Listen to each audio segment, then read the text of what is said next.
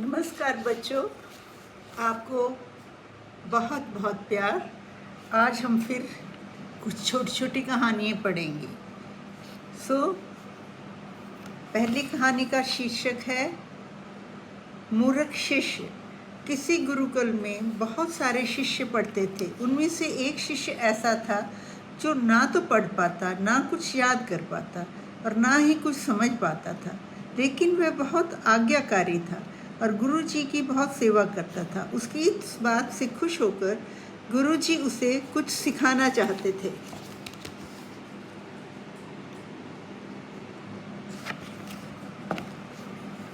एक दिन शाम को गुरुजी आराम कर रहे थे और वही शिष्य आकर उनके पैर दबाने लगा। गुरुजी को नींद आने लगी।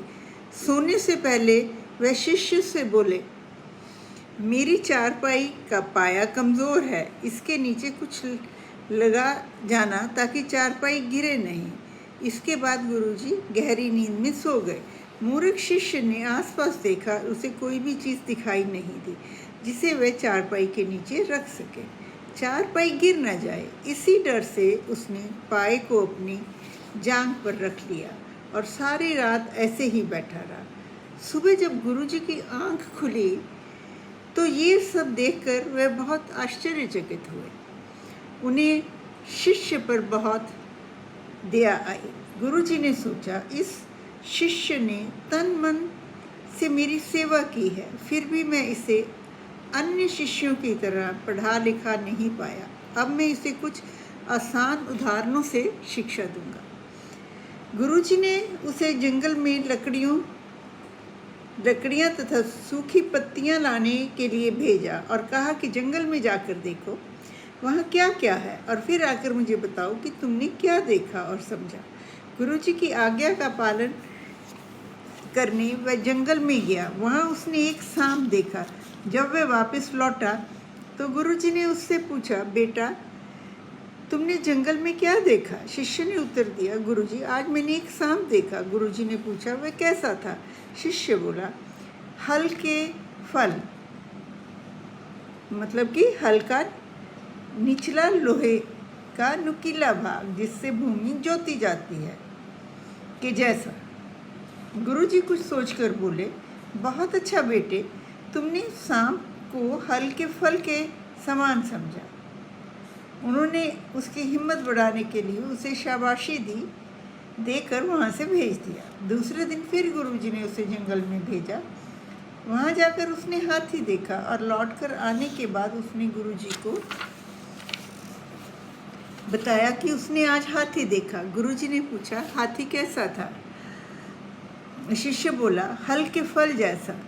शिष्य का उत्तर सुनकर गुरुजी सोच में पड़ गए, क्योंकि ये हाथी को भी हल्के फल जैसा कह रहा था। ये सोचकर वे चुप ही रहे। अगले दिन शिष्य फिर जंगल में गया। वहाँ उसने गन्ना देखा, उसे चूसा और गुरुकुल लौटने पर गुरुजी को बताया। गुरुजी ने पूछा, गन्ना कैसा था? शिष्य बोला, हल्के फल जैसा। गुरुजी उसे देखते ही रह गए। वे उसकी बात से सहमत नहीं थे, इसलिए वह चुप हो गए।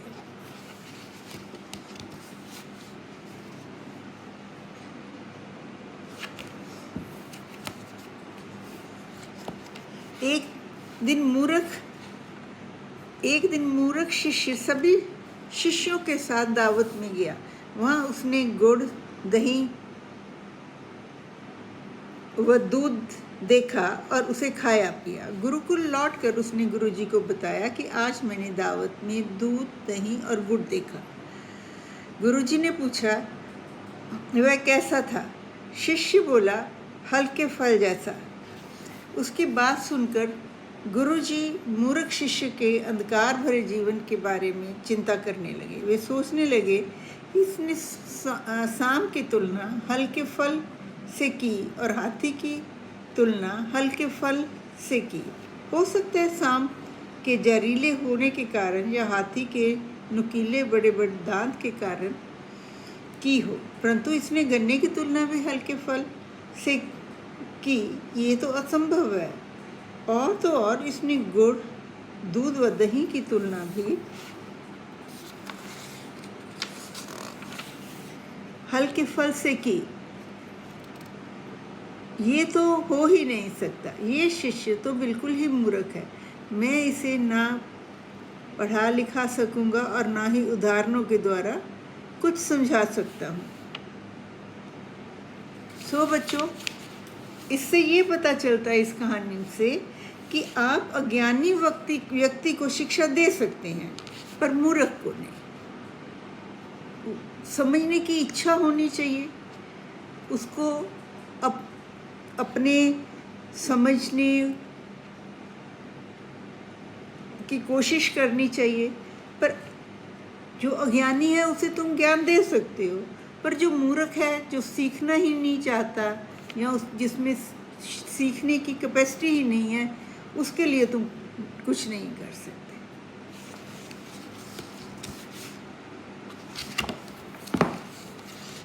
ठीक है बच्चों, अगली कहानी है ढोंगी भेड़िया। किसी जंगल में धार्मिक नाम का एक भेड़िया रहता था। वह अपने नाम अनुसार धार्मिक नहीं, बल्कि उसके विपरीत बहुत धूर्त था। उसी जंगल में बहुत सारे चूहे भी रहते थे। उनका मुखिया बहुत मोटा और बुद्धिमान था। वह सभी चूहों का बहुत ध्यान रखता था, इसीलिए सभी चूहे उसका सम्मान करते थे और उससे बहुत खुश भी थे।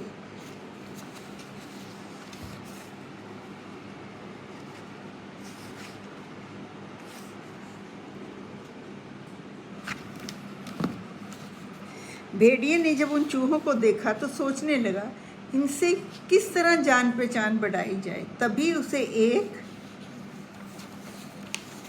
उपाय सूझा और वह उनके घर के बाहर आसमान की ओर देखता हुआ मुंह खोलकर एक टांग पर खड़ा हो गया, जैसे कि कोई तपस्वी अपनी तपस्या में खड़ा हो।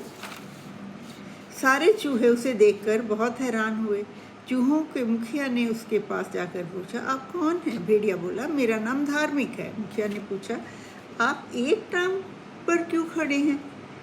भेड़िया बोला, ये पृथ्वी मेरी 4 टांगों का बोझ नहीं सह सकती, इसलिए मैं एक टांग पर खड़ा हूँ। मुखिया ने पूछा, आपने अपना मुंह क्यों खोल रखा है?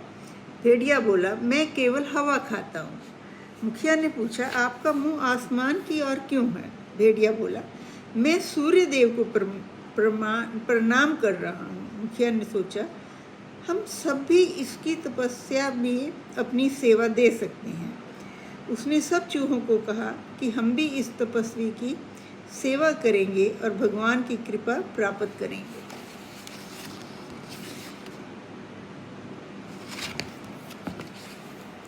भेड़िया ये सुनकर बहुत प्रसन्न हुआ। वह यही चाहता था। चूहे सारे दिन भेड़िए की सेवा करते और शाम होते ही लाइन बनाकर अपने बिल में घुस जाते। इस प्रकार जब चूहे अपनी बिल में जाते, तब भेड़िया आखिर वाले चूहे को पकड़कर खा जाता था। इस प्रकार चूहों की संख्या कम होने लगी। जिस बिल में चूहे पूरे नहीं आते थे, वह अब खाली खाली लगने लगा। सभी सोचने लगे, ये क्या हो गया? बिल खाली खाली क्यों लग रही है? मुखिया को भेड़िए पर शक हो गया। अगले दिन शाम को जब सारे चूहे तपस्वी रूपी भेड़ियों की सेवा कर अपनी बिल में जाने लगे, तब मुखिया लाइन में सबसे आखिर नंबर पर लग गया। जैसे ही भेड़िए ने झपटा मारा, मुखिया चूहा उछलकर दूर हो गया।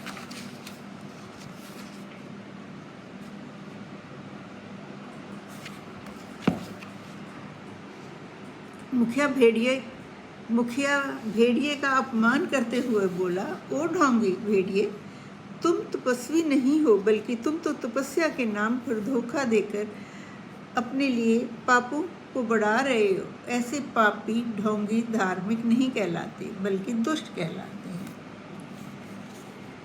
सो बच्चे, हमने देखा कि अपने स्वार्थ के लिए किसी को कोई भी दुख नहीं देना चाहिए। अब हम अगली छोटी कहानी पे चलेंगे, जिसका शीर्षक है विश्वासघाती मित्र। एक समय 2 गहरे मित्र थे। उनमें से एक मित्र राजगृह का सबसे अमीर आदमी था और दूसरा वाराणसी का था। उन दोनों के पास बहुत सारी संपत्ति थी। दोनों राज्यों के लोग उनकी मित्रता की सराहना करते थे। एक बार वाराणसी वाले अमीर को व्यापार में बहुत घाटा हुआ, जिस कारण उस पर कर्ज हो गया। उसने शहर में किसी ने भी उसकी सहायता नहीं की, इसलिए वह अपनी पत्नी को लेकर सहायता के लिए अपने मित्र के पास राजगृह गया।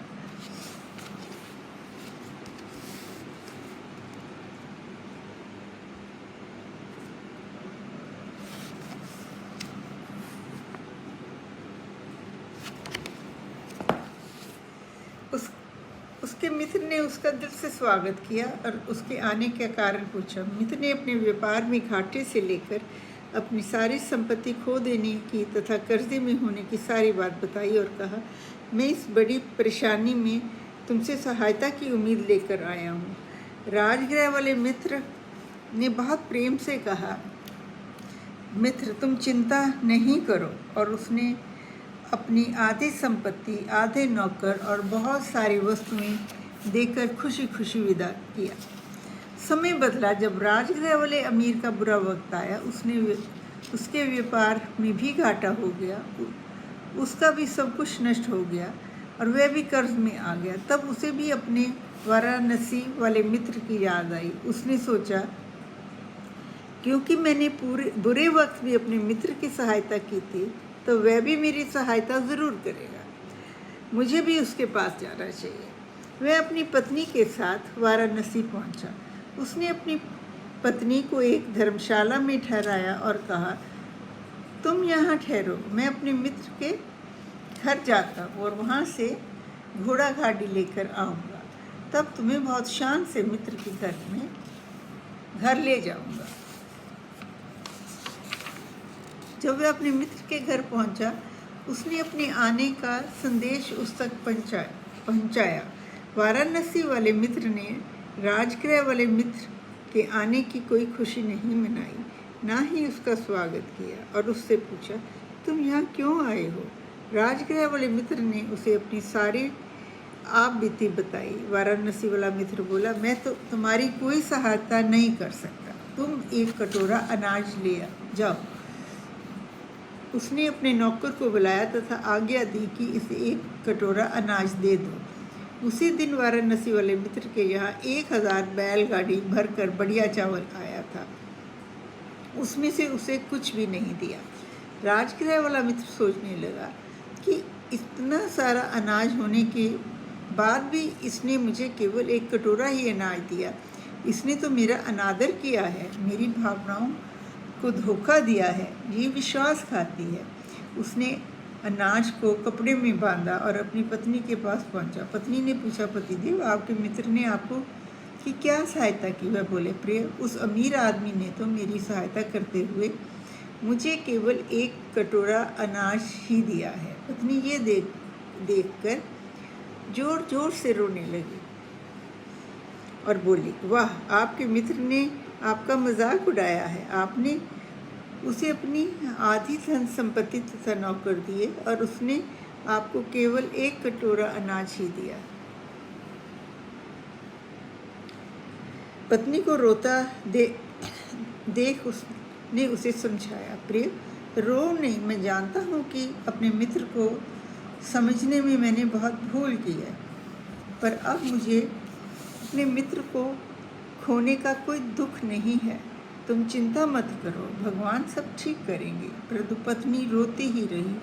तभी एक आदमी वहाँ से निकला। वह आदमी उनका नौकर था, जिसे उन्होंने वाराणसी वाले अमीर आदमी के साथ भेजा था। उसने प्रणाम करके पूछा, स्वामी, आपकी ये हालत कैसे हो गई? राजगृह वाले अमीर ने उससे सारी बात बताई। वह नौकर उनकी बातों को सुनकर बहुत दुखी हुआ और बड़े आदर से अपने पुराने मालिक और मालकिन को अपने घर ले गया। वहाँ उनको ठहराया, उनके नहाने इत्यादि का प्रबंध कर बहुत बढ़िया भोजन कराया। फिर अपने सारे साथियों को इकट्ठा कर अपने मालिक मालकिन के साथ राज दरबार गया।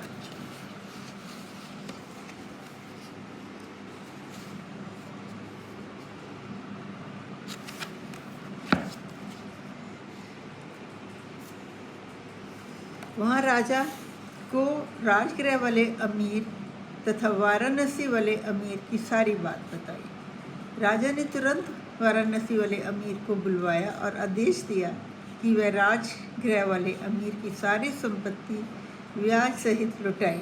वाराणसी वाला अमीर ने राजा के आदेश का पालन किया।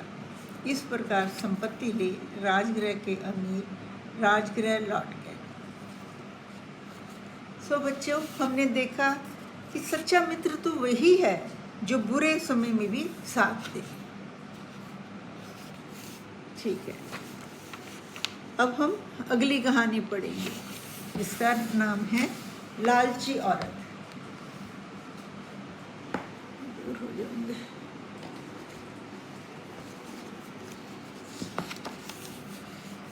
लालची औरत।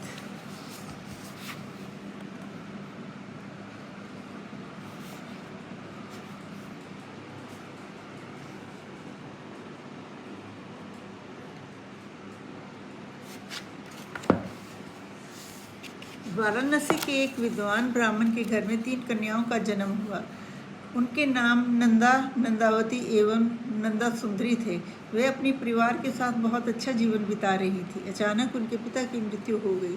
बाद में ब्राह्मण का दूसरा जन्म हंस के रूप में हुआ।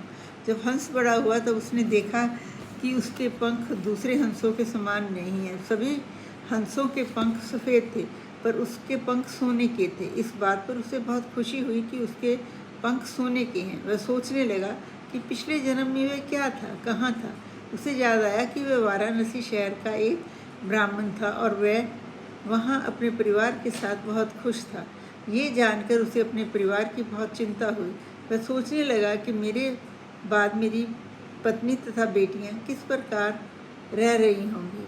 उसने और ध्यान से पिछले जन्म के विषय में देखा तो उसे दिखा कि उसकी पत्नी एवं बेटियाँ दूसरे के घर में जाकर काम कर रही हैं। ये देखकर वह बहुत दुखी हुआ। वह सोचने लगा कि मैं किस प्रकार इनकी सहायता करूं। उसके दिमाग में एक बात आई कि मेरे पंख सोने के हैं। अगर मैं इन्हें एक पंख प्रतिदिन दे दूं तो इन्हें दूसरों के घर जाकर काम नहीं करना पड़ेगा और इनका जीवन आराम से कट जाएगा। ये सोचकर वह उठकर वाराणसी पहुंचा और अपने घर के छज्जे पर जाकर बैठ गया। ब्राह्मण की पत्नी और बेटियों ने उसे देखा और आश्चर्यचकित हो उससे पूछा, तुम कहाँ से आए हो?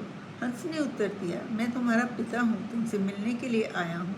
मुझे तुम्हारे बारे में सब पता है। मैं नहीं चाहता कि दूसरों के घर में काम करो। मेरे पंख सोने के हैं।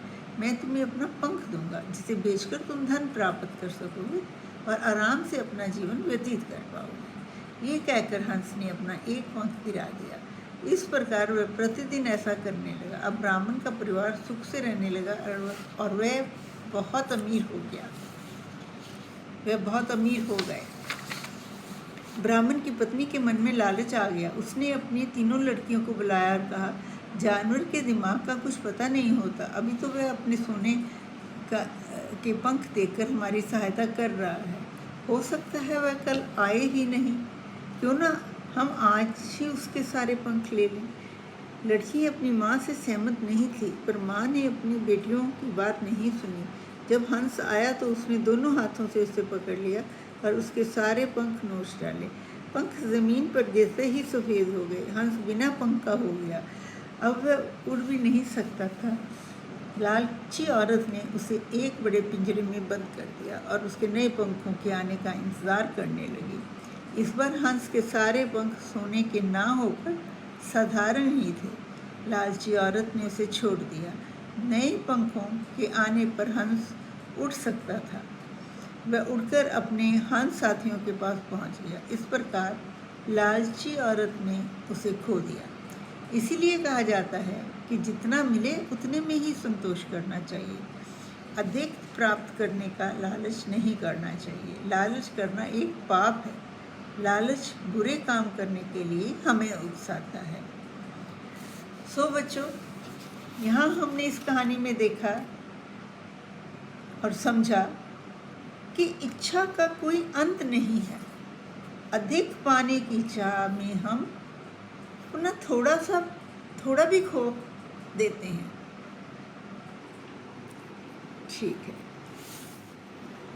ठीक है बच्चों। सो आज के दिन के लिए हमारी ये छोटी छोटी कहानी जो थी उसका लेसन पूरा हुआ। उम्मीद करते हैं कि आप खुश रहें, प्यार से रहें। फिर हम आपसे मुलाकात करेंगे। थैंक यू, शुक्रिया।